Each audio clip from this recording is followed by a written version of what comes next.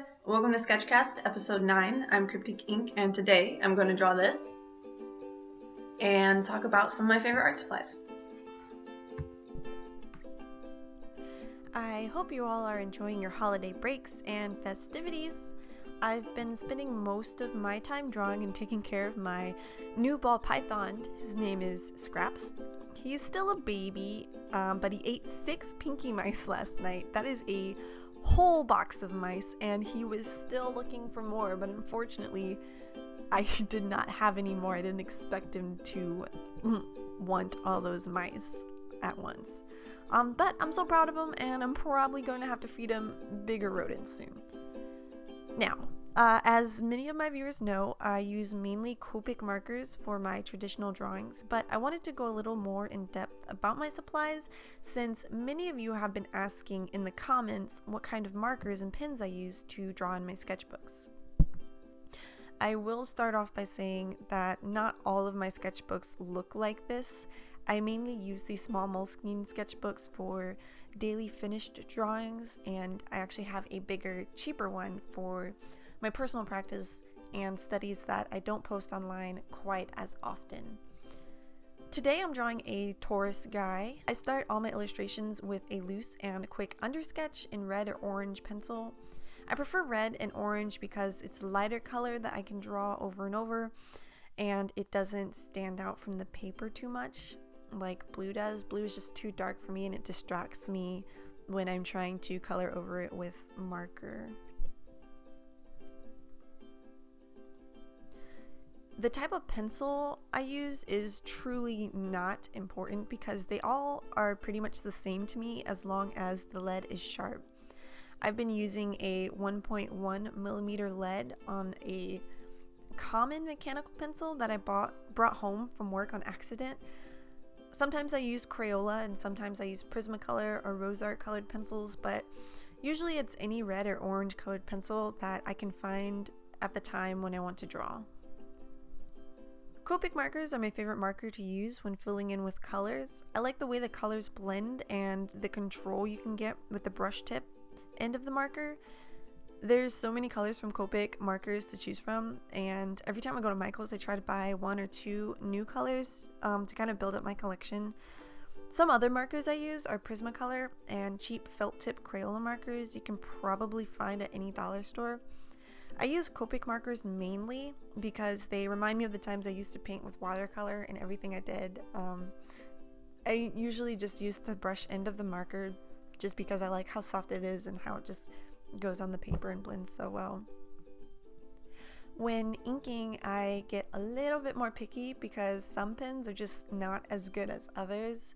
Whether the line comes out inconsistent or it's that the pen itself dries up too fast, I prefer markers that last a little longer and the ink goes on consistently.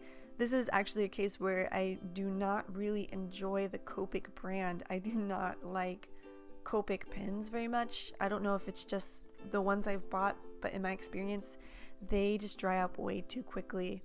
I tend to stick with Faber-Castell Pitt inking pens, and you can find most of those at most Michael's stores. The sizes I use are usually 0.8, 0.5, and 1, depending on what I'm using it for.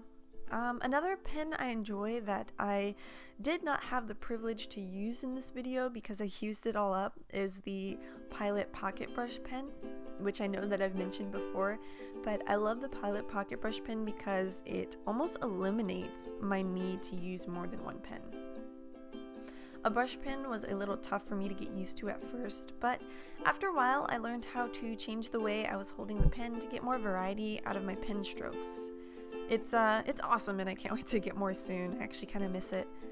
A lot of you guys ask me how I get the bright white lines for my highlights at the end of each picture, and I have to say this is my favorite part of the process, even though sometimes I overdo it, but I love how the white makes the whole image pop and makes the colors stand out even more after inking.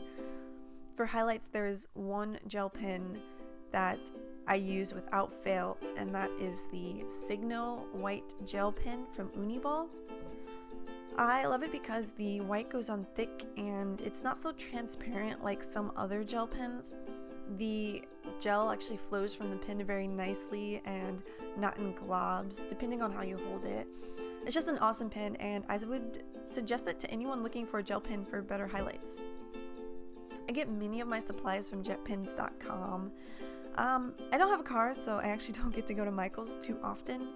Ordering my supplies off the internet is just more convenient for me. JetPens is one of my favorite sites for pens, markers, and inking supplies because they have such a great variety and, in my experience, have been good at delivering in a timely manner. I'll throw a link in my description so you can check it out if you haven't heard of the site already. And that is it for my favorite supplies. My list is pretty small if you don't really need too much to make a decent drawing. I saw online a few artists were doing cheap supplies challenges where you draw with commonly used or cheaper supplies, and I really like that idea because it shows that you don't really need expensive supplies to create a nice image. So I think I might try that challenge out for myself, see what it's all about in one of my next videos. Anyways, I hope you enjoyed this week's video. Let me know what you think of any of the supplies I mentioned, and if you have any questions in the comments. Thanks for watching this week's video. As always, if you have any questions, please leave them in the comments below. And if you'd like to share your artwork with us, join us at Zombie Studios on Facebook, which I will link in the description below. Check out some of my other videos and subscribe if you like. Until next time, I'm Crypticink. Thanks for watching.